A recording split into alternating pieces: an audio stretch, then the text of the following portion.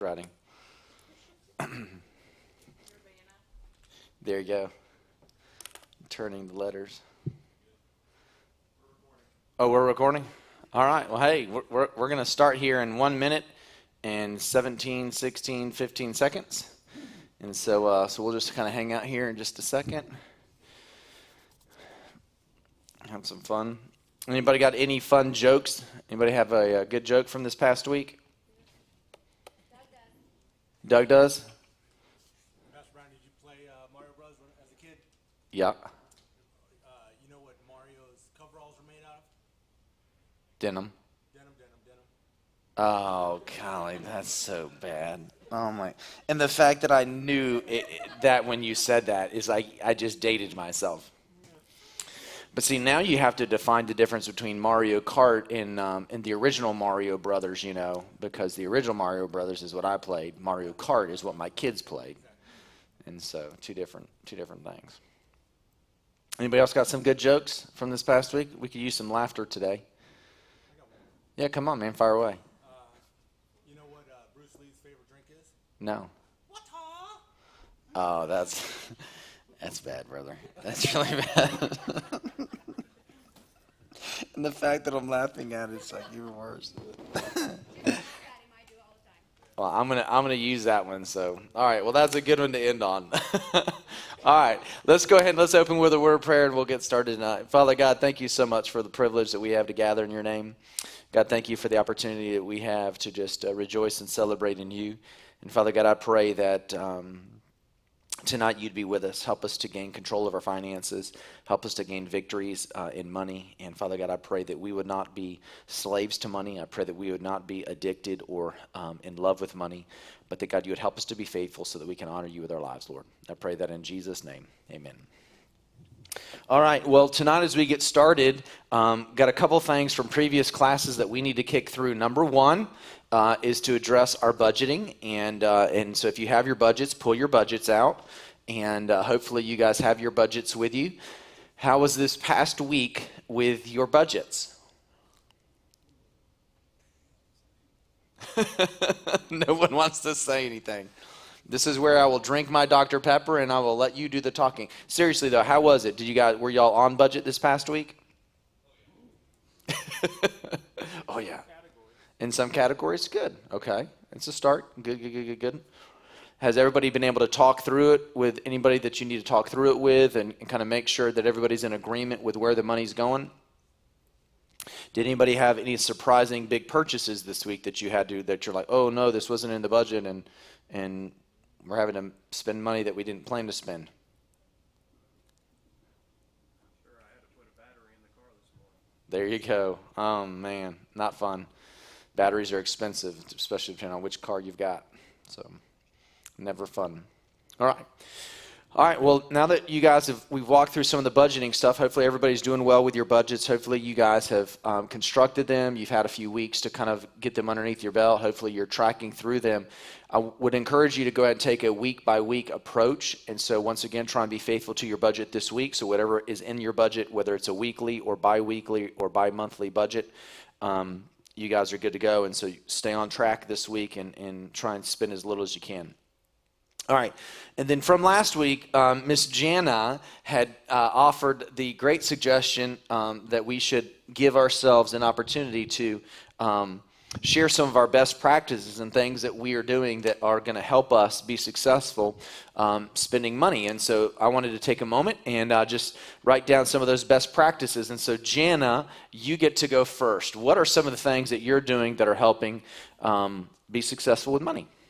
So something that we started implementing probably 4 months ago or so to help control our spending and make sure we're spending fairly and equally and predictably is we set up 2 separate checking accounts for each other in each bi-weekly paycheck. He gets $100, I get $100, and we spend that money on things that benefit only that person and not the whole family. So if I want to go get my nails done, or if he wants to stop and get an energy drink at the gas station, things like that. So it's completely separated from everything else. So are you doing it like with debit cards where that money goes in and you can use the debit card and when the money's gone, it's gone? Yes. I love that idea. I think that's a great idea. Good job. Awesome. And that probably wasn't very difficult to do, was it? Perfect. Love it. You could probably even do prepaid Visa cards that you transfer money to electronically. That's kind of what we do on our mission trips and things. We actually had kind of prepaid cash cards. The only problem is you lose the card, you lose the money. Like, that's the only negative there. But awesome. Okay. What else you got? Any others? Yes, so we've also got a separate bill pay account. Uh-huh. So that specifically is for those predictable monthly bills. Every single month it comes out. So his paycheck goes into that bill pay account, and we know it covers all of those monthly bills. Perfect. And then we've got another checking account that all my money goes into. Uh-huh. And that's for the more fluctuating things, for like gas, groceries, kids stuff, anything that is not predicted month to month. But still things that you budget for, but just fluctuating things. Yeah. Gotcha. It's a little less predictable. Gotcha. Okay. Awesome. Remind me to come back to this, and we'll come back to that. All right. Others? Anybody else? Things that you guys are doing that are helping you guys succeed? Well, we kind of pay everything together in some ways, but some ways we got separate accounts. Mm-hmm. Like I got 3 credit cards. One of them is a care credit. And what I've been doing, I've been taking I've been paid above the amount that's due. Mm-hmm. So what I'm doing is like the lowest one, I pay about $70 more a month. Gotcha. So that makes it about $100. So I said, well, whenever I pay that off, I'll Yep. take that $100 and put with the one that I pay $75 for. That's $175. Yep. And it's gonna be paid off quick. Yep. The care credit, what I'll do is I take the money that I was paying on them, and I just snowball it over to the care credit. That's exactly what Dave Ramsey says. Yep. I'll have them both. Every one of my credit cards paid off. Perfect. I don't tote them now. They're in my kitchen drawer. Good. That way, then I just don't tote it. Yeah, that's perfect.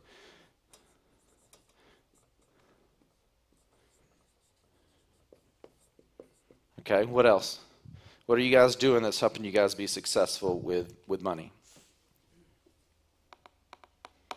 Yes, ma'am. I think for us, well, we started meal planning and then use the Walmart grocery pickup. Uh-huh. So it cuts down on a lot of the impulse purchases. And, you can be in your kitchen doing it, and you know how much it's going to be at the end before you even pick them up, and then you can take off like, oh, we don't need to, spend 120. We only need to spend 100 this week, so we'll take off, whatever. It's not great. That's extremely smart. Extremely smart. Absolutely. If we can try to get to, I'd like to do it monthly. Right now we can do it like every 2 weeks. So it really, the less you're in the store, the better for us. Walmart has a $50 entry fee. I don't know about you. I can go for like a $3 pack of bubble gum, and I'm going to walk out with $50 of stuff that I bought, not realizing I apparently needed or wanted it. So I think anything you can do to help you schedule yourself is really good. Awesome. Other things that are helping you guys be successful. Mm-hmm. In the past, we used envelopes. Yep. That's really helped us. Yeah, the envelope is what Dave Ramsey says, the envelope system.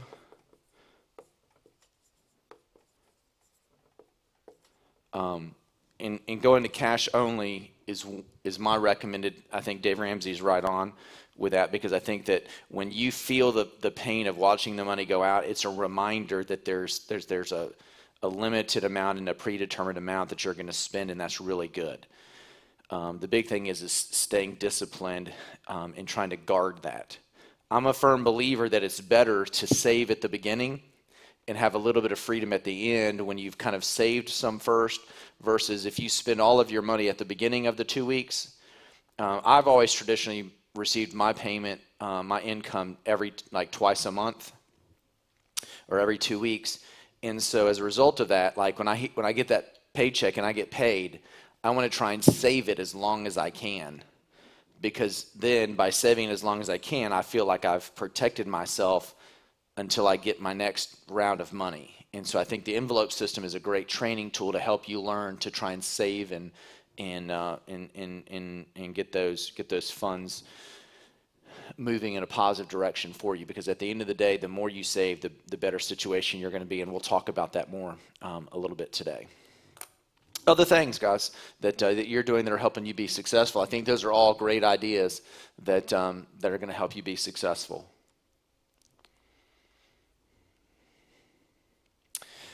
All right. Well, if you guys come up with any others, we can definitely go after those and we can talk through those. This evening, what I want to do is I want to talk to you about preparing for emergencies. Today, I want to just encourage you in some things. I want to talk about some biblical practices and look at some practices and look at some basic things from God's Word to teach us about money and about emergencies and about just some life things. And so if you guys have your Bibles, you guys can take them out. And let's just walk through some text. The first text is in Proverbs chapter 6, verses 1 through 11. And we're going to learn some interesting things here in Proverbs chapter 6, verses 1 through 11. Some we've already talked about a little bit, but we're just going to walk through the passage and glean what we can. And then we'll look at some things in James chapter 1. But in Proverbs chapter 6, verses 1 through 11, it says, "My son, if you have become surety for your neighbor, have given a pledge for a stranger, if you have been ensnared with the words of your mouth, have been caught with the words of your mouth, do this then, my son, deliver yourself." So the idea here is becoming indebted or becoming surety for a payment or for a debt. And basically the teaching is here, deliver yourself from debt. We've talked about this over the last couple weeks, but what's interesting here is to really unpack the next couple verses. So there in verse 3, he says, "Do this then, my son, deliver yourself." In other words, there's the command, there's the, hey, get out of debt. Don't become a surety for a payment, and don't become a surety for somebody else's obligation. But then look at what he says in the next verse. "Since you have come into the hand of your neighbor, go humble yourself and importune your neighbor." So what he's saying here is he's saying, listen, if you have become surety for a debt and you have become indebted to somebody else, he says, then listen, this is the humbling moment. This is a chance for you to, in a very humble way, learn to go fix this. And I think this is an interesting concept because sometimes it's pride that gets us into these financial situations. And it is hubris, or it is the pride of trying to have what somebody else has, or it is the pride of wanting to look a certain way that we go and we make purchases. I love the word that was used up here, impulse purchases. I think sometimes we make impulse purchases, and as a result of it, then we indebt ourselves for a period of time. And the teaching here is go get out of debt. And when you're getting out of debt, it's a humbling process that we need to go through. And part of what we're going through is God using our debt and our money management to humble us in some different ways. And so I think it's a very important way to really walk through that character development of humbling ourselves. He then says in verse 4, "Give no sleep to your eyes, nor slumber to your eyelids. Deliver yourself like a gazelle from the hunter's hand, and like a bird from the hand of the fowler." So basically what he's saying here is deliver yourself now. Don't slow play it. In other words, don't let your debt be a small thing that you minimize, and before you know it, you've been caught and you've been killed. And he uses two different illustrations there, like a gazelle from the hand, from the hunter's hand, and a bird from the hand of the fowler. Both of which are like, hey, look, you've been caught. You've been enslaved, you've been ensnared, and now you're dinner. And so what he says, look, get out of debt as quickly as you can, and get out of debt so that you can move forward in your life. Don't slow play it, but with what Dave Ramsey calls gazelle intent, right? Have you ever seen a gazelle try and get away from being dinner? Does he kind of just jog a little bit away from that lion that's chasing him? No, if you know, go watch PBS or go watch National Geographic, and you're going to watch that gazelle take off, and that gazelle is busting it as fast and as far as they can to get away from being dinner. That's what we need to do. And that's how we really need to look at debt. We need to do everything we can to stay away from it, get away from it, and we need to get away from it now, because if we can get away from it now, we will be able to set things in practice in our lives that will help us move forward financially. So what's interesting is look at the exact next verse, and this is why it's fitting for us today, verse 6. Go to the ant, O sluggard, observe her ways and be wise, which having no chief, officer, or ruler, prepares her food in the summer and gathers her provision in the harvest. Isn't that interesting? So all of a sudden, in this idea of getting out of debt and staying debt-free, the immediate context in it is, hey, and by the way, prepare for things that are going to come. That's essentially the teaching. Prepare for emergencies by saving. And it uses the ant as an illustration that basically, look, ants don't have really anybody that's in charge. They are all kind of just doing what's best for each other. And the best thing for them to do is to get food while they can. Get it now and store it away, because you don't know what tomorrow or the next day brings. And so it's going to take the time to gather food now for the future when they can't find food. That's essentially what we're going to be talking about today.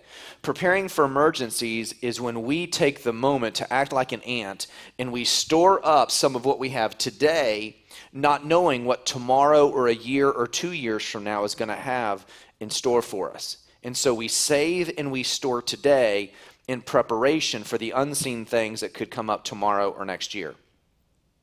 Now watch what it says next. This is interesting, verses 9 through 11. How long will you lie down, O sluggard? Okay, that's talking about lazy people. I love that word, sluggard. When will you arise from your sleep? A little sleep, a little slumber, a folding of the hands to rest. Your poverty will come around or come in like a vagabond, and your need like an armed man.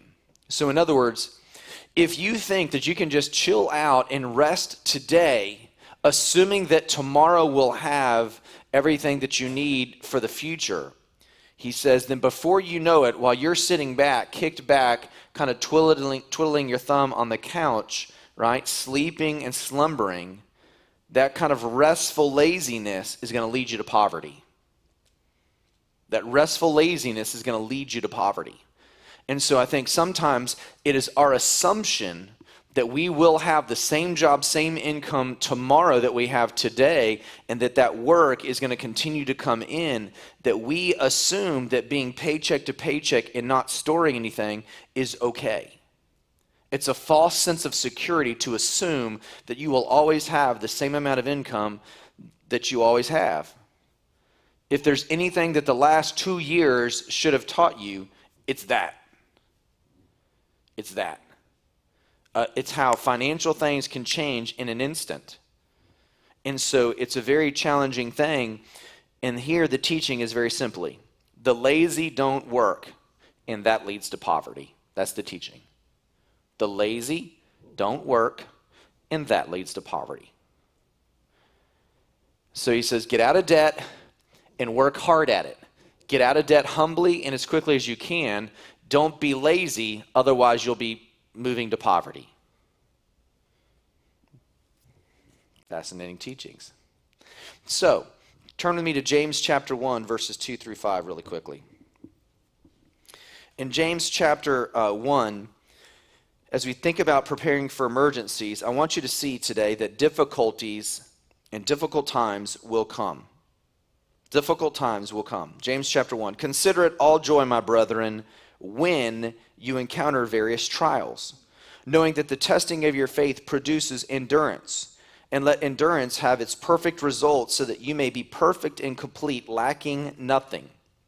But if any of you lacks wisdom, let him ask of God, who gives generously and without reproach, and it will be given to him. So, some simple teachings that come from James chapter 1 is this. Number 1, trials will come. Difficulties will come. So we must be making preparations today, knowing that there are going to be challenges and difficulties and surprises and emergencies that are going to happen in our lives. It just happens, okay? But not only that, trials may produce maturity. God uses trials and God uses some of these things in our lives to produce maturity in our lives. Now, watch this. Learning to save today so that you can go through the trials in an easier fashion, that is the mature way to handle the trial.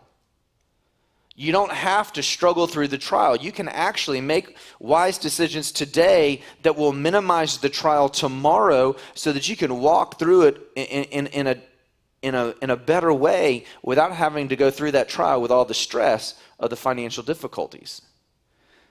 And so I see in this passage then, he talks about wisdom. Trials can be overcome with wisdom. And so I think if there's anything that I can share with you today, that's what I want to share with you today, is that as we look to prepare for emergencies in the future, what we need to be thinking about is how do I use wisdom today to prepare me for the unseen issue that's going to pop up tomorrow or next year or 5 years from now. And so you're preparing today in wisdom for things you don't know yet that are going to come but may. Are you with me? Okay. All right. So now let's have some really good fun, okay? Turn to me to 2 Thessalonians chapter 3, verses 7 through 12.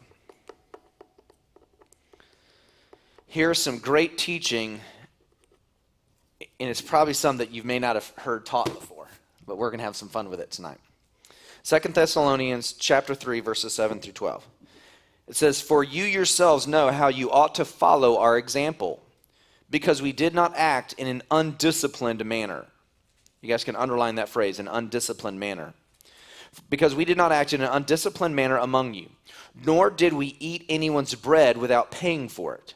But with labor and hardship, we kept working night and day, so that we would not be a burden to any of you." Underline that phrase, so that we would not be a burden to any of you.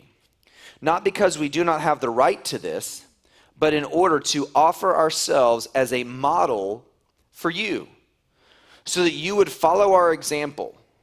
For even when we were with you, we used to give you this order." Now, underline this. This is really good teaching right here. "If anyone is not willing to work, then he is not to eat either. For we hear that some among you are leading an undisciplined life, doing no work at all, but acting like busybodies. Now such persons we command and exhort in the name of the Lord Jesus Christ to work in quiet fashion and to eat their own bread."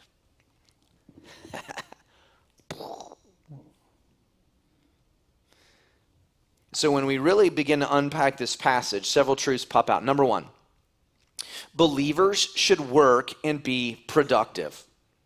That is right here in the text. If you want to eat, work. Okay? Believers should work and be productive. That's the teaching here. Being a person who works is an issue of being disciplined. Did you see that? Work is an issue of being disciplined. When we are not working, we are living an undisciplined life, and God does not want us to live an undisciplined life. So believers should work and be productive, and that is going to help discipline us in our lives to be productive. In contrast to that, believers who do not work, it says, should not eat. Hello. And that just flies in the face of so much that this world is teaching us. And there are governmental things that are going on right now, and you know what it's teaching? It's teaching laziness. We are actually incentivizing an undisciplined life. And what's going on is counterproductive to human society. We function at our best when we have a goal. And if your goal is to get something so that your stomach will stop growling, that is a good thing. I can tell you, when your stomach starts growling and you have to get up off the couch to try and find something to go fill it, it's worthwhile. It's satisfying when you do that. And so this is not a bad thing. This is not God giving us some mean, hurtful teaching that is supposed to hurt us and be detrimental to us. No, this is absolutely supposed to better our lives. Believers should work and be productive because work is an issue of being disciplined. Believers who do not work should not eat because laziness is an issue of being a burden. Did you see that in the text? He said, we kept working so that we would not be a burden to any of you. Now, from a financial perspective, what is the American government doing right now? It's enabling people to not work, and what it's doing is creating an exacerbating and growing burden on the working class people to provide for those who aren't working. Now that just flies in the face of this passage.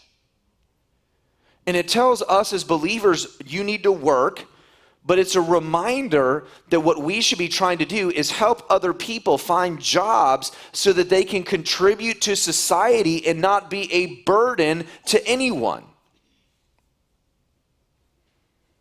Because that's the teaching of the passage. So, in light of what we're studying today, the best way to prepare for emergencies and unexpected financial issues is hard work and wisdom. Hard work and wisdom. Okay? So, let's talk. Let's just have some fun now. Okay? Now we're just having fun. As we think through some of the things that are best practices that are helping us get control of our budgets and our cash flow planning, you need to understand emergencies will come. Sometimes those emergencies will be for you. You and your family may have an emergency.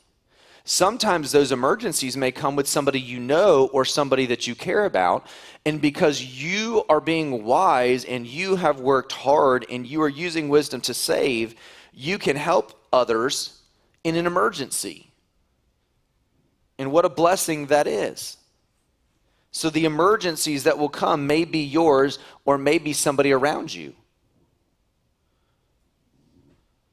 So, let's talk. What are some examples of emergencies? What are some examples of emergencies? Car repairs, good. All right, home repairs. Hospitalizations, medical issues, very good.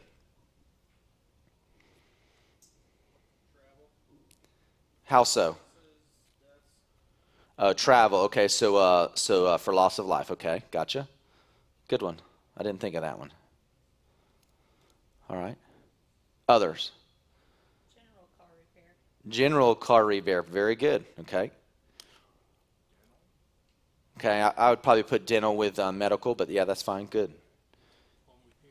Home repairs, yeah, we kind of came with the water heater one, gotcha, okay. I put insurance deductibles. I thought of job loss or work downturns, and of course the big I word that we're all experiencing right now, inflation, taxes. Yeah, we know taxes are coming. The government's going to get theirs. Let me share with you some statistics that I came across just in preparation for tonight. 60% of households experienced a financial shock in the past 12 months. Anybody have a financial shock in the past 6 months? A lot of heads bouncing, okay? Looks like those statistics ring true. According to the study that was done, $2,000 was the median cost of households' most expensive shock. $2,000. Just like that. 55% of households struggled to make ends meet after their most expensive financial shock. 47% of households that experienced a financial shock also had serious financial shortfalls in the past 12 months. So all of a sudden, the financial shock shocks the system. They're not prepared, and it affects them for the rest of that year and even longer possibly. 71% of Americans surveyed faced difficulty saving because of expenses they didn't plan for. Isn't that interesting? You start trying to save, but before you know it, there's a financial shock to the system, and then you've got to stop saving to deal with the financial shock. 26% say this happens most months or just about every month. Hello. So roughly 1 out of 4 families is going through this on a monthly routine. It says for households with little breathing room between income and expenses, small changes in either can be a big challenge. So I think this is part of the reason why it's really important for us to start really knuckling down now to change the way we work our budgets. And so if there's anything I could say, man, cut your spending to bare bones for the next 6 months. I mean, go as thin as you can for the next 6 months, because what you will do is over the next 6 months, you will change the way your budget works, and you won't be operating out of just that money in, money out mentality. But by cranking your expenses down as much as you can so that you have cash coming in and reserve cash at the end of the month, is you will start to build up the reserve that will allow your money to flip to where you don't have to be so pressured and stressed that the money is going to be the priority, and that if you don't get that money amount, any kind of change in the money in revenue or expenses throws the whole thing out of whack. And so this is why we need to get ready from emergencies, okay? Now, as we think through this, right, let's just go ahead and let's throw some numbers up here on the board. Oh, I didn't come back to that. Did y'all get these, by the way? Y'all wrote those down? Those were good, by the way.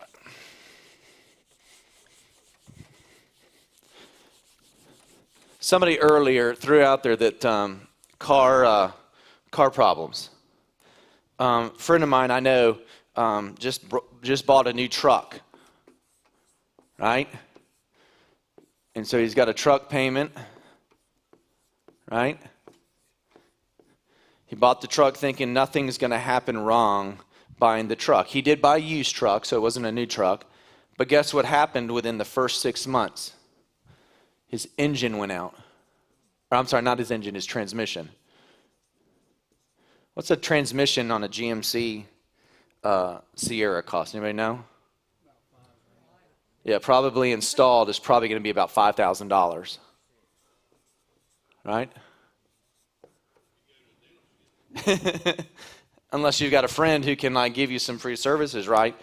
But even a crated engine is probably going to be between $1,500 and $2,500, and then the repair cost and the removing of one engine, removing one transmission, dropping it, putting it out. Yeah, you're probably in the $4,000 to $5,000, right? And so it's one thing to get the truck, right? This payment doesn't go away even though the truck's bought, right? Even though the truck's broken, you're still having to make the payment. And now on top of the payment, now you're having to add this. Are you with me? And so as we begin to look at this, it's important that we're always thinking through the emergency situation. Okay, even if you're buying a car, we know cars break down.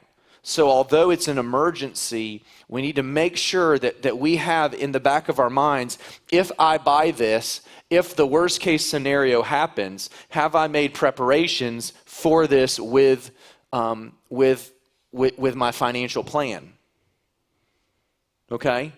Because it may be better to buy a vehicle that has a payment in this dollar range so that if this happens, right, you have the dollar awareness in your budget to handle that. If you don't, all of a sudden you have a guaranteed committed cost. Now you've got a broken vehicle, and now you've got added cost to it just to get it back up and running. So wisdom would say, right, make sure that you're saving enough and putting it away to handle worst case scenarios, right?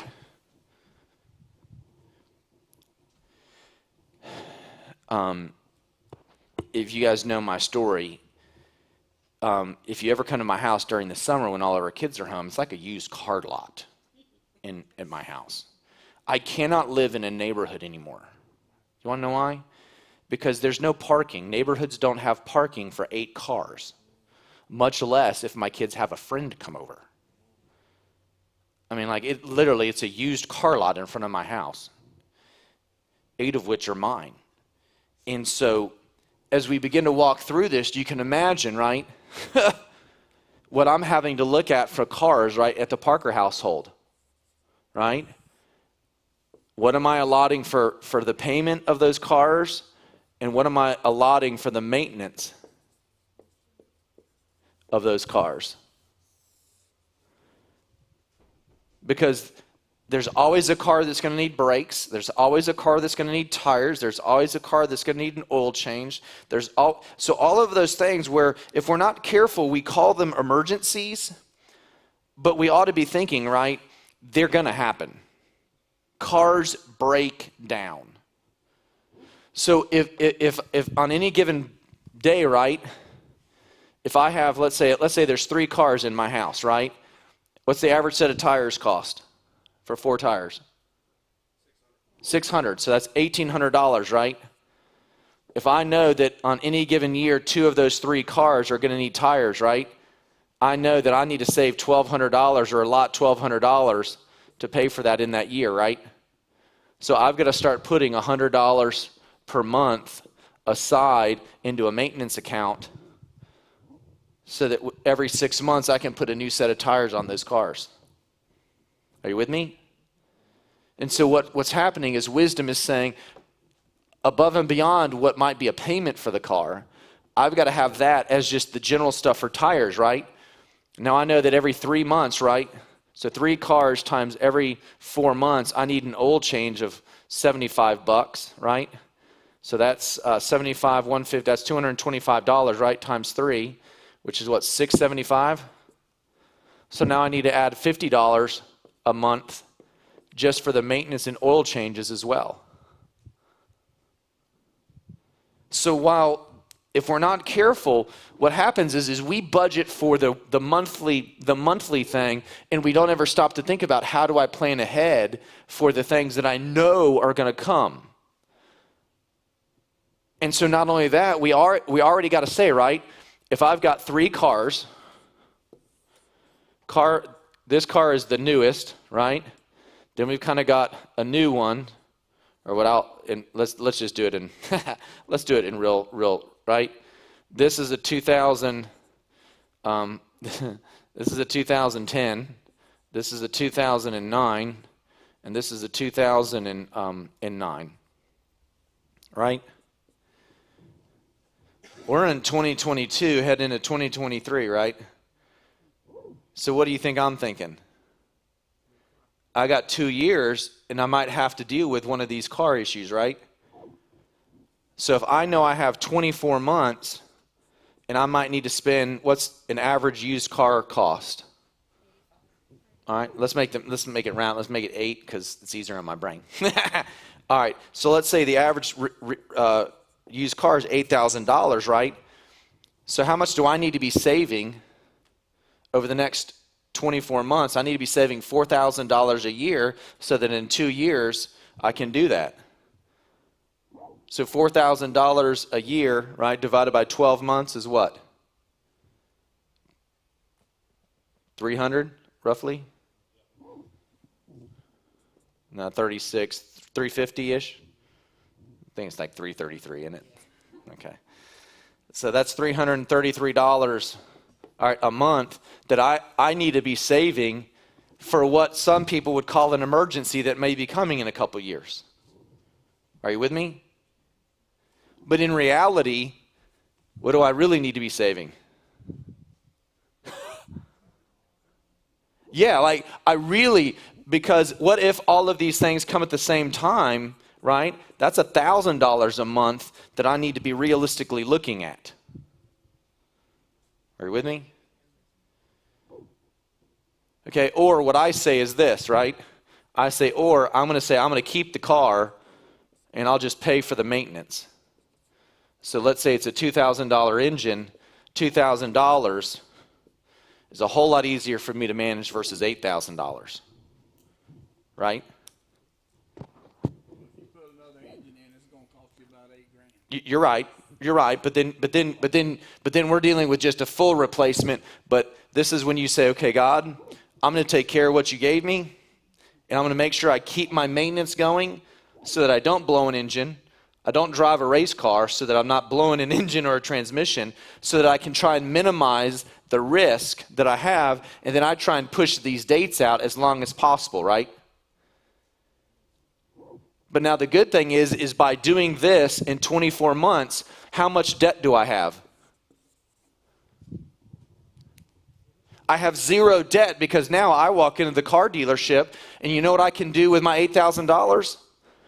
I can get a $10,000 by paying cash. And it's a fun thing when you start stroking $100 bills in front of a car dealer. They will bend over backwards to try and get that money from you. They will make the deal happen. I can remember my son wanted a vehicle, and it was late. It was the end of the month, and it was raining. And there was a car that I was looking at, and I was like, this could be a really good purchase. And I said, son, I only have X amount. It's pretty far away from the price. I said, but I've got it cash. You want to go see if they'll make a deal? I was the only person in the dealership, and it was raining. It was the end of the month. They had quotas to meet. And I said, man, I really think this is a good car. And I started fanning out that cash in front of them. And I was like, man, this is all I got. And like, you should have seen the eyes on the salesman's face. Like, he was like, oh my goodness, he just fanned out the cash for this little car. And I said, really? I said, can you please just ask your manager? Because I would really love to purchase this if we can make a deal happen. And he said, oh, he'll never take that.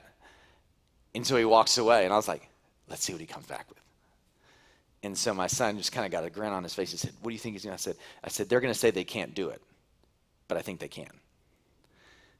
And so I left the money out on the counter and in the little cubicle that we had. And the guy comes by. He said, oh, we can't do it. He said, but we can do this price, $2,000 less. We were now about $500 apart. And I said, man, I'm so sorry.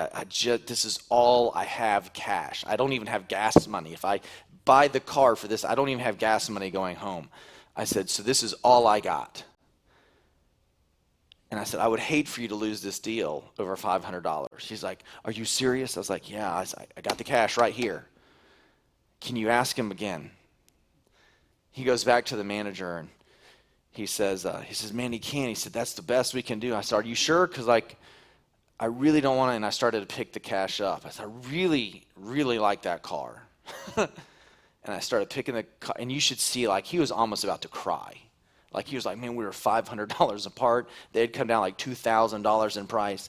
So I put the money back in my wallet. I said, are you sure? Because I really like this car. I really would. My son's here. He can drive it home. It would be great because it works out really good. We wouldn't have to come back. They wouldn't budge. The manager of the dealership came in and said, look, please don't leave. This is the best deal we can do. He said, we are not making any money, but we want to sell this car today. I said, well, I can't. I just don't have any more cash. He said, can't you just finance some of it? I said, no, I can't finance any of it. It's amazing what cash will do when you save the money and you pay cash. It really is. It's a fun way to live life. You can have some fun doing some fun negotiations. End of the story is we didn't buy the car. They did call me back the next day and said, look, we really want you to buy that car. This is our best deal. And we were just $500 apart. So I held to my guns and we didn't buy that car. And God gave us an even better one a few months later. So moral of the story, hold to your guns and God can bless you immeasurably. So. All right, so car breakdowns, there's one of those, okay? Insurance deductibles work the same way, right? Insurance deductibles, if you're not careful, right, we have a medical problem, right? And in the midst of the medical problem throws us out of whack. And I think this is probably one of those things where most of us, if we're not careful, this is probably the one area where we don't budget the best. And that's why creating the long-term and the short-term savings helps prepare you for medical emergencies. Because when you have a medical emergency, right, it's usually not the doctor's office visit that gets you, is it? What is it that gets you?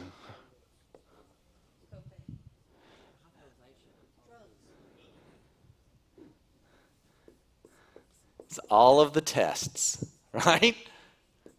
Because the doctor starts ordering blood work, lab work, all right? You might have to do an MRI or a CT scan, or you might have to get an x-ray. You might have to get a referral to another doctor. And so it's not the first doctor's office visit and the copay of $25 or $50 that you pay. It's not the doctor's office visit that gets you. It's all of the other tests, right? And if you're in a situation where you've got, let's say, an 80-20, right, where your insurance pays 80%, you pay the first 20%, or you've got a deductible of, let's say, $5,000, on any given year, right, the first couple thousand to the first, let's say, $5,000, right, is what you owe. So on any given year, any significant number of medical bills that you have for your family, you know you're going to spend at a minimum $2,000 to $5,000. So as a result of that, to get ahead, how much money do you at a minimum have to budget to stay ahead of the game medically? Probably $250, right, to $400.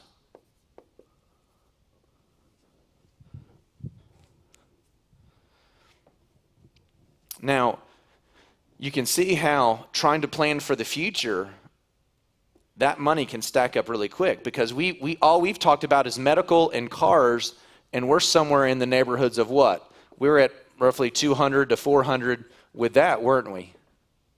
So you add that up, we're at $450 to $800 of monthly emergency planning money that we ought to be spending, or that we ought to be thinking about saving. Are you with me? And these are emergency things, guys, that they're really not emergencies because they happen. You know what I've discovered about living in Kingsland? It's the home repairs. Now, I try to use wisdom, and I try to filter every drop of water that comes into my house. I aerate and filter it, so that we don't get the Kingsland water tearing down our HVAC system and our appliances. I was told it was the Kingsland water, and whatever it is that's in the water that smells yucky breaks down your HVAC system and it breaks down your appliances. No, it's just Kingsland water, period. I filter every drop of water, and we aerate every drop of water in our home, and I've been through already 2 freezers and a refrigerator and a dishwasher in the last 5 years. It's the craziest thing. And that puts a pinch on us, right? Because dishwashers now, right? A dishwasher replacement is what? $600 What's a refrigerator cost, depending on how much you like your refrigerator? Yeah, $1,200 to $2,500. I mean, and I've gone through a couple of them suckers in the last 5 years.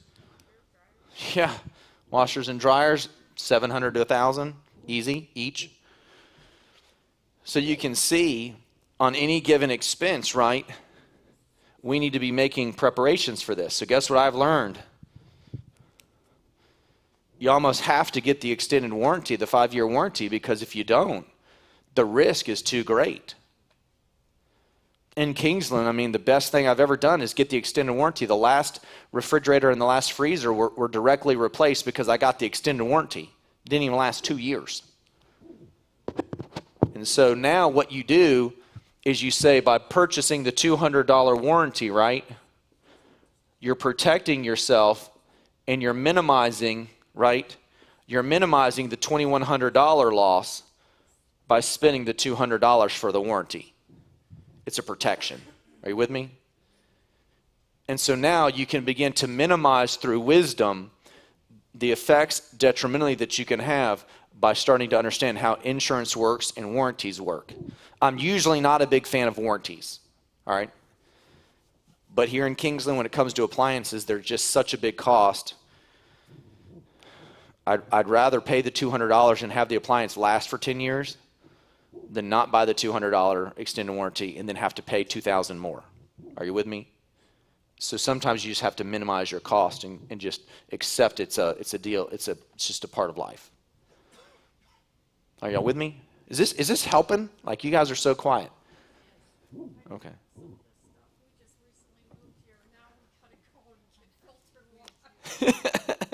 Yeah, it's crazy, but here's the cool thing. For $750, we got a filtration system for our water system going into our house. So we have the best drinking water. Man, it's delicious. I mean, like it really is. In a $700 filtration system that backwashes and cleans itself out, it's marvelous. And so we're getting good water. We're just still trying to figure out the whole appliance thing. I don't know what it is. I guess they're just not making appliances the way they used to. But yeah, are y'all with me? Are y'all seeing some of this stuff in your lives? Is this helping you begin to catch a vision for how you can get ahead? Okay.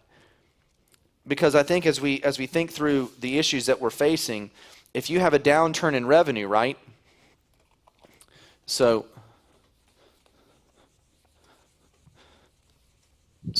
let's say we're trying to think progressively here, right? And we're trying to save, right? Into our short-term savings account that much money, right?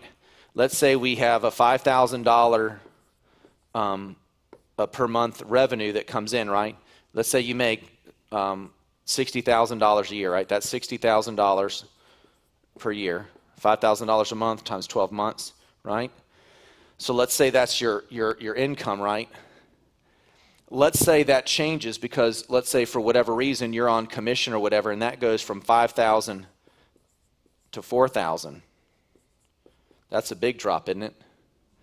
So now you're making $48,000 a year. That's $1,000 a month. Where do you think you're going to find the cash all of a sudden to make up the difference now because of the downturn?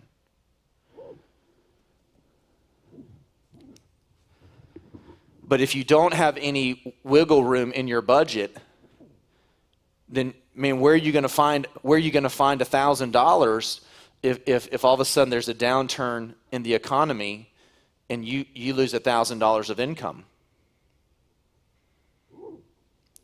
What's the average car payment right now?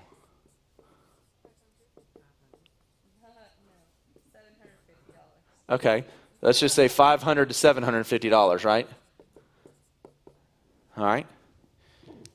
You lose $1,000 in income now, and guess what's going to happen in the next 24 or in the next 60 days probably?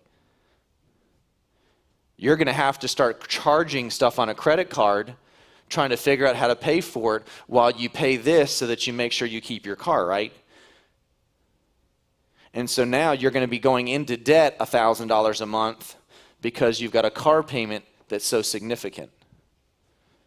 If you haven't made a way for there to be room in your budget to get you through. That was exactly what the statistics were saying, right? Right? A $2,000 expensive shock to the system, all right, created such a detrimental effect that for the rest of the year, they're trying to fix this again. And it takes literally 12 months or more to fix this because there was no significant savings plan to think ahead for any emergencies or shocks to the system. Right? So, we got 5 or so minutes. Let me just have some fun with you guys, okay? Let me tell you what are not emergencies, okay?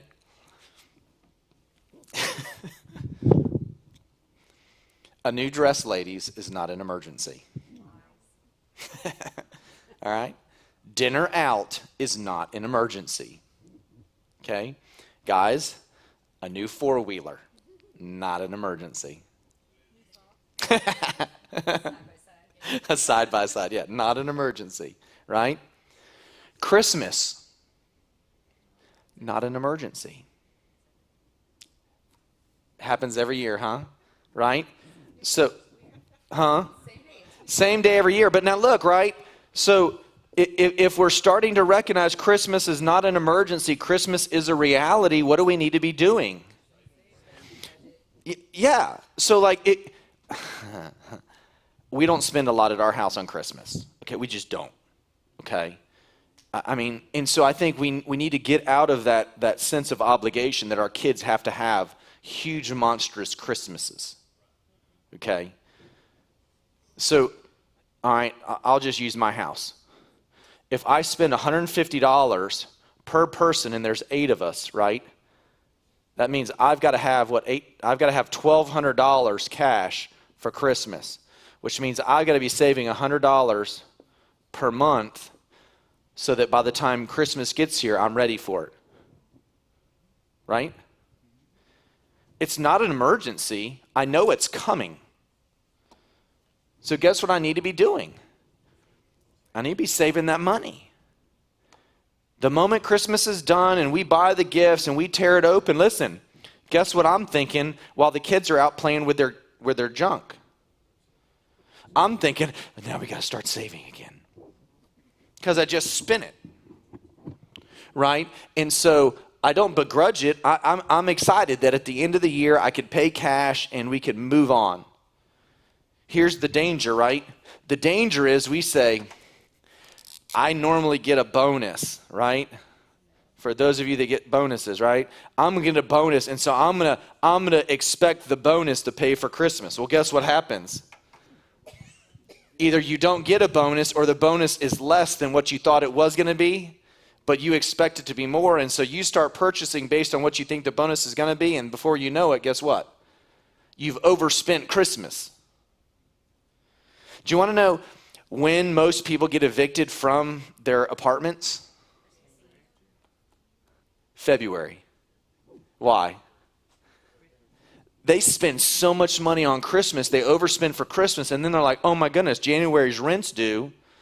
So then they fight to try and find money in January. They can't find it. They have no savings. And so when February rolls around, they're now 2 months late. January and now February, and eviction notices hit. Because they think all of a sudden Christmas is an emergency. I have to give my kids presents. No, you need to keep a roof over your children's head. Give them a box of ramen noodles and a bottle of water and say, man, you're alive. No, I'm being serious. Like, we think that Christmas is an emergency. It's not. Do you realize that a car is not an emergency? Getting a new car is not an emergency. My twin girls are still sharing vehicles right now. It's not an emergency. It's a blessing. And so, you know, as a parent, when your child turns 16 or turns 15, it's not an emergency to go get them a car or a vehicle to drive. If you can afford to do it, then great. If you've made preparations to do it, great. But if you can't do it, it's not an emergency. Because with the car, we haven't even talked about what? We haven't even talked about car insurance, bless God. And for those of you that have boys, girls, it's X. Boys, it's X times X. It's 2X. You know what makes it bad? We're just as bad as boys. Yeah, but then that gets us to the insurance deductible part, which is even worse because the lower you make the deductible on your car insurance, the more premiums you pay. So they get you either way. College, not an emergency. Okay, we are being fed a lie that college is something that everybody has to do. Do you realize that not everybody needs to go to college? There's some great jobs out there that you don't have to go to college to go do and be extremely successful and have a great family and make a great income and be a blessing to your family for the rest of your life. And it is not a parent's responsibility to pay for their child to go to college. In fact, I would argue that in some respects, when you pay for your child to go to college, you detrimentally affect them. Because what happens is they go to college and they have this great fun experience and they have no idea how to budget or how to spend money. They don't know the value of money. And then before you know it, they graduate and they're trying to go live, right? They find somebody to spend their life with. Now they get married and they're trying to act like you act at 50 and they're 23, 24, 25 years old and they've never budgeted. Is that anyone in this room, maybe? And so you're better served to teach them to be faithful with $1,000 and $2,000 so that when they get their first paycheck and it's larger, they can be faithful to what they have, because college is not an emergency. All right, here we go. Last one. Care for elderly parents. That's an emergency. But it's also something that you should prepare for. Listen to this passage and tell me what you think. It's 1 Timothy chapter 5, verses 1 through 4. It says, "Do not sharply rebuke an older man, but rather appeal to him as a father. To the younger man as brothers, to older women as mothers, and to younger women as sisters in all purity." Listen to what he says. "Honor widows who are widows indeed." That's referring to women whose husbands have died. Okay? "If any widow has children or grandchildren, they must first learn to practice piety in regards to their own family and to make some return to their parents, for this is acceptable in the sight of God." So what did that just teach us about the care for parents? Every one of us has a responsibility to take care of our mamas and daddies. Scripturally, the practice was traditionally the dad would die because the dad was out working in the fields, and his life expectancy was less than the woman's, which is still the case. Men's life expectancies are less than women's life expectancies. And so, in typical fashion, the father would die, the mom would be left, and when the mom is all by herself, whose responsibility is it to provide for the mama? The family's. It's not the church's responsibility. It's not the government's responsibility. The primary responsibility to take care of any elderly person is the family's responsibility. And if there's no family, now we're talking about widows indeed, and that is a part of the church responsibility to help provide for widows indeed. But that's a whole nother ball game. It's a whole nother ball game. And so I think it's interesting that if we really are going to honor our moms and dads, we should be looking at our budgets and realizing that, hey, my mom's hitting 65, 70, 75 years old, and I need to be thinking, if something were to happen and mom and dad need to be taken care of, have I made preparations for mom and dad? Because if we're going to be good children, we should be paying back for what our mom and dads did for us.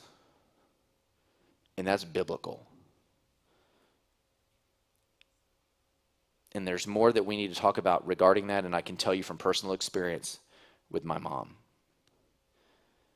I'm watching my mom's cognition change. And that's not easy. Christy and I made preparations long ago in the house that we built in North Carolina, knowing that my mom was aging, that if my mom or her mom and dad ever needed to come get care, they could come move in with us at any moment, and they would have a downstairs bedroom with their own bathroom that was easily accessible if a wheelchair was necessary. And now to watch her cognition go. It's not an emergency. It's just me paying back to a mother who's invested her life in me. And Christy's doing the same with her mom and dad too. So we need to make sure we honor this and honor our folks as we live with our finances. It's more than money, isn't it? Now we're talking about taking care of mama. Okay. Questions? I mean, I know we've gone long, so I'm going to drink my Dr. Pepper, and you guys ask questions.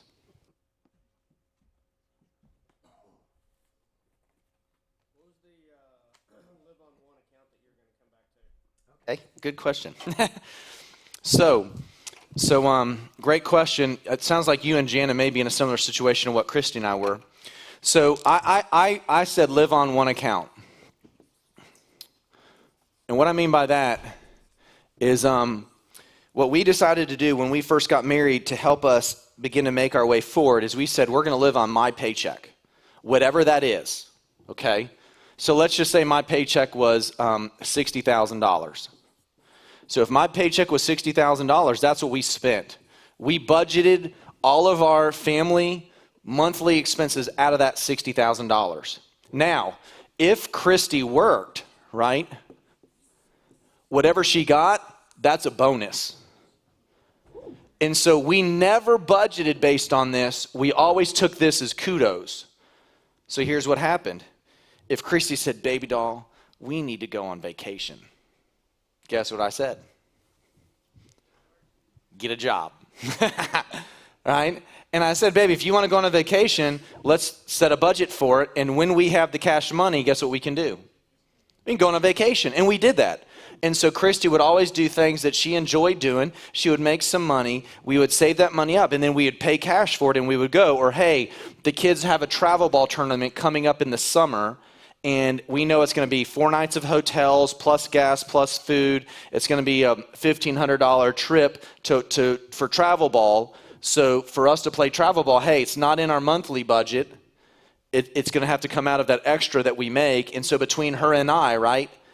Between her and I, if we can make some extra cash, we're going to make some extra cash, and that's what we use for the extra stuff. Does that make sense? But so oftentimes what happens is we budget on 2 incomes, and by budgeting on 2 incomes, it forces each person to work. And if anyone's job situation changes or diminishes at all, then your budget is in a precarious situation because you've lost a portion of what your revenue is.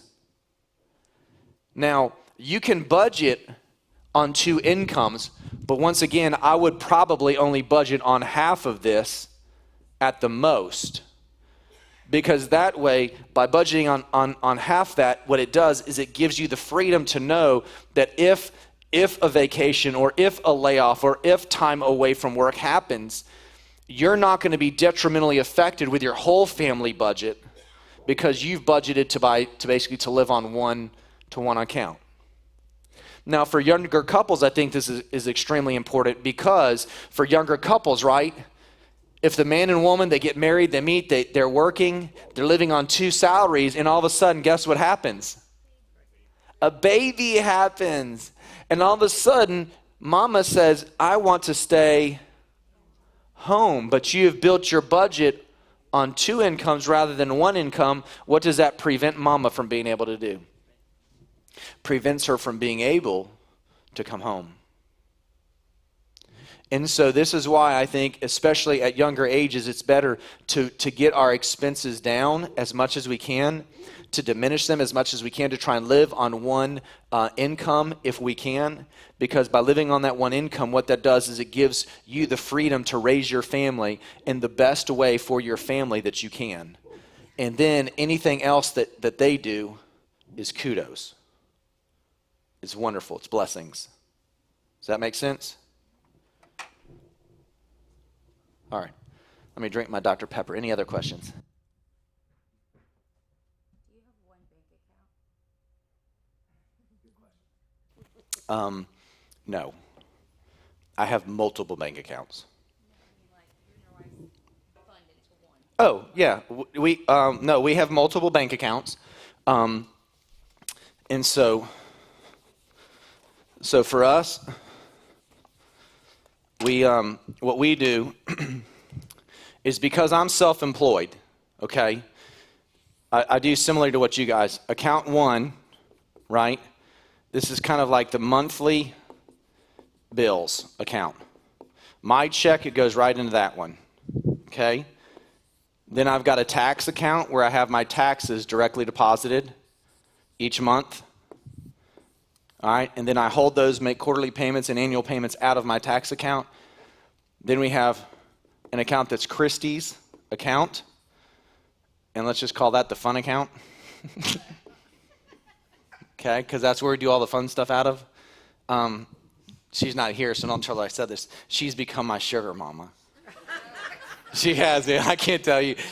She's got her own little debit card now, and so her little business that she does, all of her money gets deposited into her little account. And so now when we go out, we go on a date every Thursday.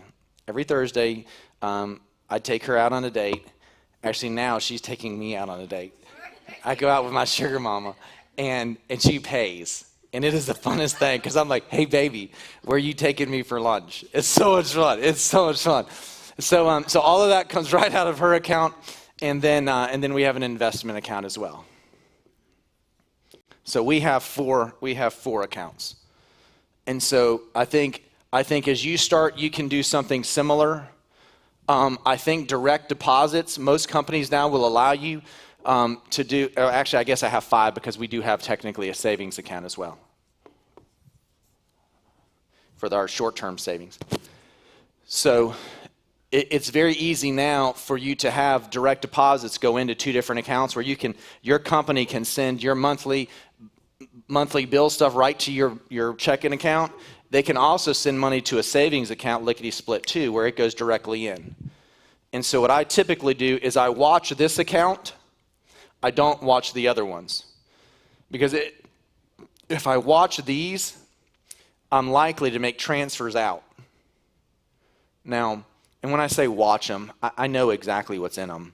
But you shouldn't just take your eyes off your money. But basically, my focus is spending out of this one account. This is the one account that I'm watching very intently what's going in and what's coming out on a monthly basis. Do you both have access to all? Absolutely. What's hers is hers, and what's mine is hers. All right. Now, I say that. No, I'm a firm believer that we're in this together. Okay? This whole thing for Christy and I, we are in this together. So she has full access to any funds at any moment in any one of those accounts. Okay, well, I mean, we're in it together. So for us to succeed in this, it's because we do it together. If we're gonna get selfish and start taking money out of it, then listen, like that's bad. Okay? And I'll be honest, Christy trusts me to manage her account, and I never take a dime out of it. Never, without talking to her. Because she needs to understand that's hers. She earned it. She manages that. That's her income. And I don't touch it. I tell her exactly what our bills are every month. I basically pay the bills. I do the online billing. I put all of the invoices and all of the bills in a stack. I walk through everything that I pay. And I put the face sheet on top, and I alligator clip them suckers together, and then I walk it downstairs and I say, hey, here's what we spent this month. Here's our bills for this month. Just wanted to let you know. Now, she doesn't really look at it because she just trusts me to pay it. But I give her the information so that she knows because we're in it together. And I'll be honest, the older I get, the more content I get. When I was younger, I wanted to buy all kinds of stuff. And now, I'm ready to throw all of it out. So if there's any advice I could give to those of you that are younger than me, you probably don't need to buy it. Really, you can probably borrow it. I guarantee you know someone who has it so that you don't have to buy it. So borrow it and give it back quickly. Use it and then give it back quickly. You don't need to borrow it or you don't need to buy it.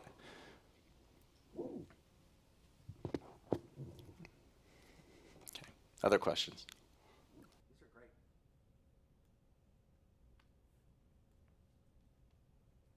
You don't have any hobbies or anything like that? My hobbies are working out and playing sports.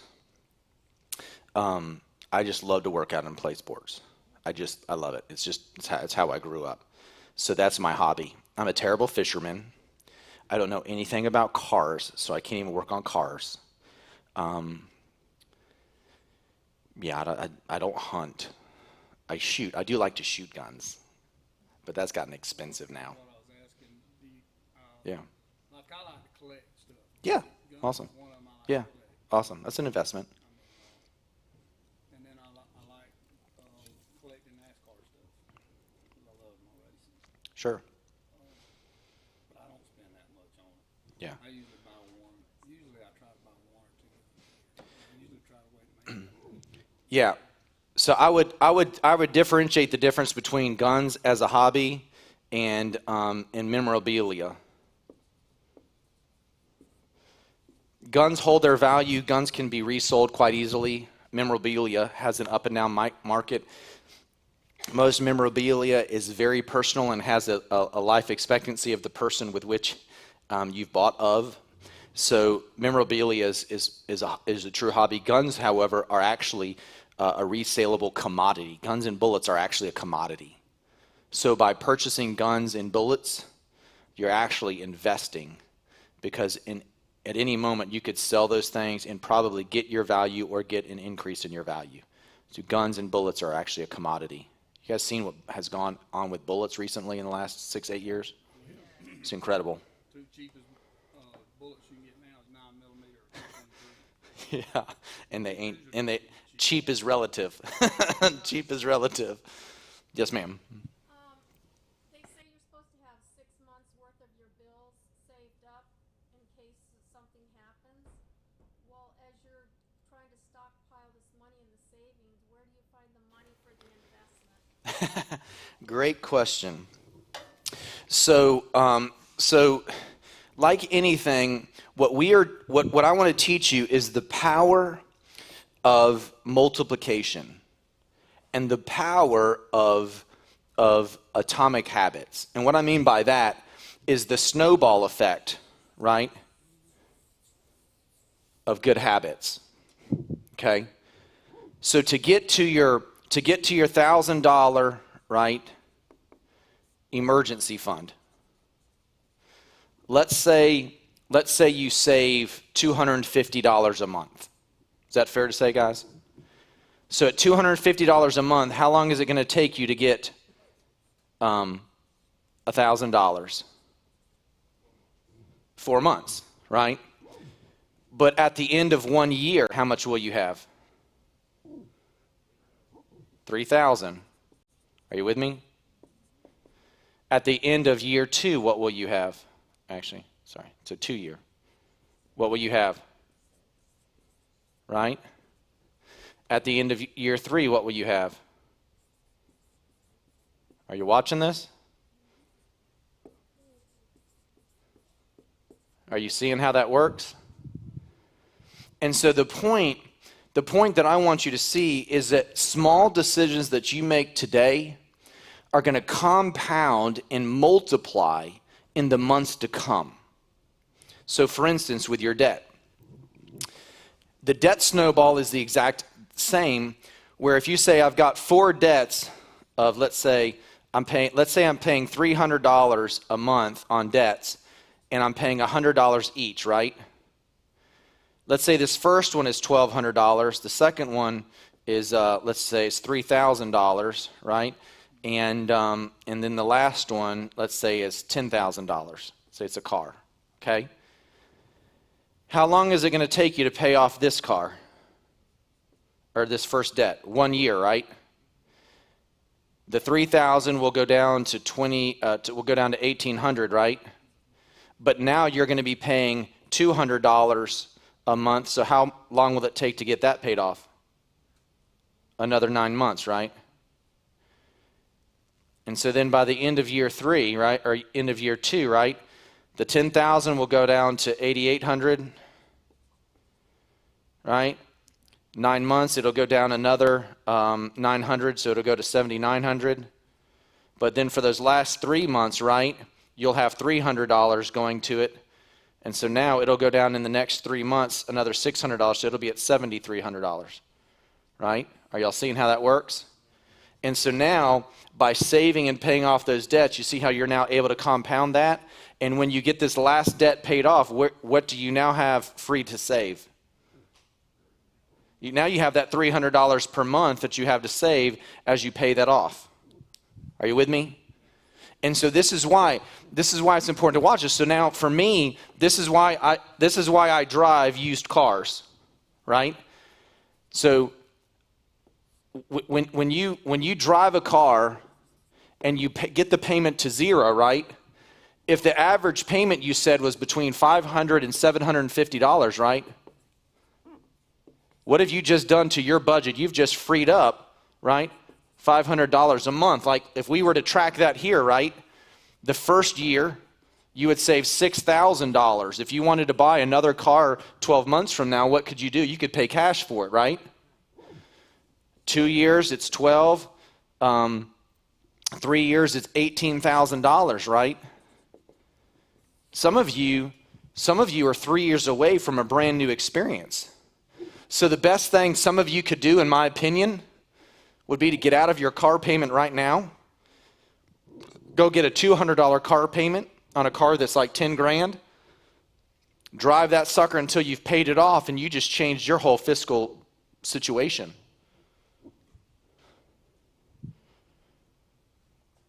Right? Because even if you had to put a $2,000 or $3,000 engine in, even if you subtracted $3,000 for an engine or a transmission, you're still going to net ahead in 2 and 3 years. Are you with me? But now what you're doing is you're letting your money work for you. And we're not even talking about investing yet. All right? I think that's next week. And when we start talking about that, that's when it's going to get fun. All right, so next week we're going to talk about homes and home ownership. And then investing will be the week after that. Okay? Any other questions about that? Did that help you? All right. So make small decisions now and be faithful in those small decisions, and before you know it, they're going to exacerbate and accentuate, and you'll see yourself getting lots of traction. And when you start seeing this stuff happen, life gets really fun. Life gets really fun. And here's what I've discovered. When this starts happening, I still don't want to buy any stuff. I don't want to buy anything. I'm just enjoying where I now have the financial peace, right? Now we've found financial peace because we know that I'm not working for my money. My money is now starting to work for me. And that's a very relaxing place to be. And not a lot of people get there. So be faithful with your budgets, tithe, give, be a blessing, and hopefully all of us can get to a place where we can experience some of this fun stuff. Okay? And let me just say this and we'll be done. Our God is abundant. So everyone in this room can succeed at this. I don't succeed at this at your expense. You don't succeed in this at somebody else's expense. God has enough for all of us to succeed in this. Regardless of your age, regardless of your home life, regardless of your living situation, we can all succeed in this if we trust the principles. We trust the principles. It's just math. It's math and discipline. Okay? Any other questions before we finish up? Yes, ma'am. I'm not in your class, but I do have a question. Oh, well, I'm sorry. Thank you, but no, I'm just kidding. Fire away. What's up? What do you do when you have like I know you have teenagers in cars. Mm-hmm. Were you like saving the whole time, or do you like car? And you're like, well, you get a little job, Great question. handle the first part. So, I never rushed to buy vehicles, and I've been a firm believer in giving the kids beater cars to beat up. Every 16-year-old driver is going to beat the crud out of a car. I'll tell you that. Even my best drivers have beat cars. So I've all but the girls, the 4 boys all had to drive beater cars. And I was merciless with it. Like, they weren't pretty, they weren't fancy, they were big Yukons that I knew they were going to be safe in. Like, if they made a mistake, they were going to be safe in that vehicle. Okay, so I erred on the side of safety first. Then I erred on the side of convenience. So for me as a parent, I realized quite quickly that Joshua being able to drive was a good thing because he can carry kids and I don't have to. Oh. You sound like my mom. Go get some bread. That, you ain't kidding. You ain't kidding. It's glorious. Glorious. And they like to drive when they're 16, by the way. So, hey, have at it. I'm tired of driving. So the first car we bought I had a friend who was in the car business.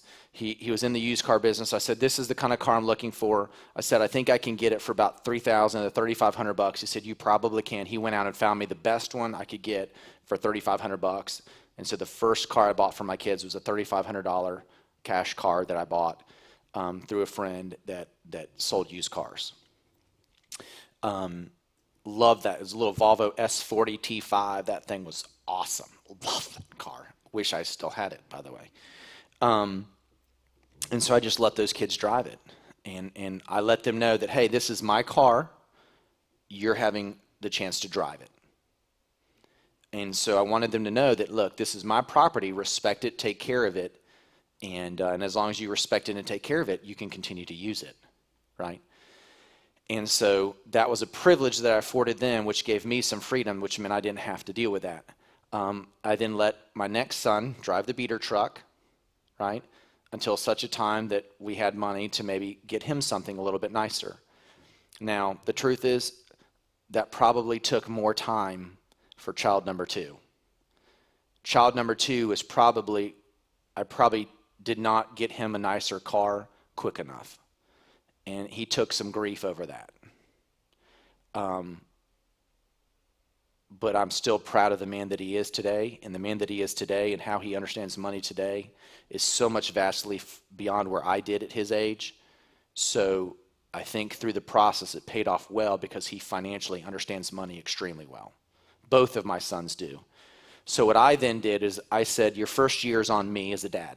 I'll pay your insurance and I'll pay your gas to and from school, but you need to get a job so that you can have play money and money to go out and do stuff, because that's not on me, that's on you. And so I tried to keep that. And so the hard thing that I learned is that my wife would make commitments to one son who's 16, not realizing that the other 5 kids that are behind them would have to be treated the same way. So when my son, who was 16, started playing baseball, after his first year of driving, I said, hey, you owe me your insurance money every month. Well, he paid 4 months of insurance, and then baseball season hit, and Mama said, look, don't make him pay insurance during his sports season. Well, that was 5 months. $150 a month, that's $750. But if I do that for him, guess what I have to do for the other 5? I got to be honorable, right?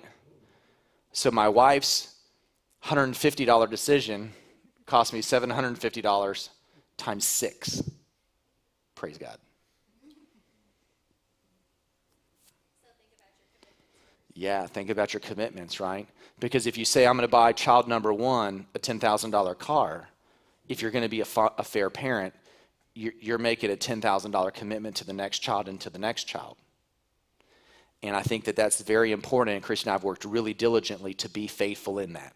So whatever we do for one, we're kind of keeping the tally, and we're doing it for kids 2, 3, 4, 5, and 6. And I think that's important. And so for me, I did it as we could. I tried to do it always on a cash basis.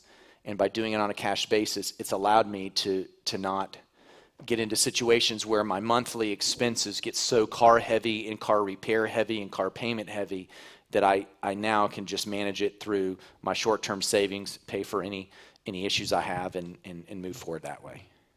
Does that help? Okay. My daughter, she had to pay for her own car, and she got a used car. She had to take care of it, everything, and she's 29 now. She got it when she was 16, and she said the best thing we did was make her buy her own car because she took better care of it, because she knew it had to last, and it's still on the road today, and she still misses that car. And that's a true story. So when Joshua bought his first car, I made him talk to the dealer. I made him do the negotiations. I made him walk through the process. And he's loved that vehicle. He's made wise decisions with it, and he takes care of it. And he gets mad as a snake when his brothers get in his car and slop it up. True story. All right. Any other questions real quick before we finish up tonight? You guys are awesome. As always, I'll stay and hang out a little bit if you guys want to stay and chit-chat. Hope this helps. And we'll talk about homes and mortgages and stuff like that the next time we get together. All right? Let's pray. Heavenly Father, thank you for the chance to gather together in your name, Lord. Thank you for the teaching that we've had tonight. Lord, help us as people to be faithful with money so that we can be faithful with ministry. God, I pray that you'll bless every one of us financially so that, God, we can give more. I pray that we wouldn't save more so that we could just keep it for ourselves, God. I pray that we would save more so that we can give more, we can help more, we can do more. And so, God, help me to, as the pastor of this church, lead in that way. God, with every financial blessing you give me, let me give more to the kingdom. Let me invest more in your kingdom. And God, may you get all the glory, Lord. I pray that in Jesus' name, amen. Guys, have a great night. If you guys have any questions, let me know. Otherwise, I'll stay and hang out for a little bit.